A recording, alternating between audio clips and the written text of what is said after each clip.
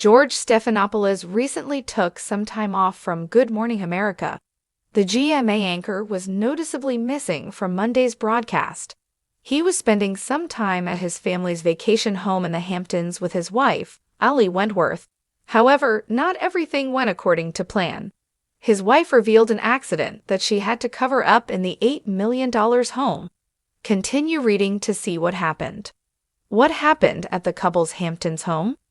George Stephanopoulos and his wife, Ali Wentworth, spent some quality time together after dropping their two daughters off at college. Their oldest daughter, Elliot, is entering her senior year at Brown University.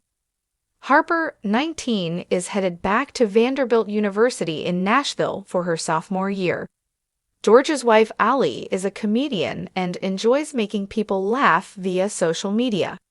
As they vacationed together over the weekend, she took to Instagram to share a slight problem they had. The GMA host's wife posted a photo of a colorful rug on the floor of their home. Apparently, it wasn't actually meant to be so bright in color. She shared, "Our white rug got stained by our incontinent dachshund." Then, in a second photo, she revealed how she fixed the problem. "So I used dye and made a pattern to hide the stains," she wrote. The couple frequently spend the summers at the $8 million house in the Hamptons. It has 5 bedrooms and 6.5 bathrooms. The property also features a swimming pool, tennis courts, and a basement stocked with 1,000 bottles of wine. Back in 2018, they listed the home for sale, but ultimately decided to take it off the market. At the time, it was priced at $5.995 million. But the value of the property has significantly increased since then. In addition to their home in the Hamptons, George Stephanopoulos and Ali Wentworth also own a beautiful apartment in the Upper East Side of Manhattan.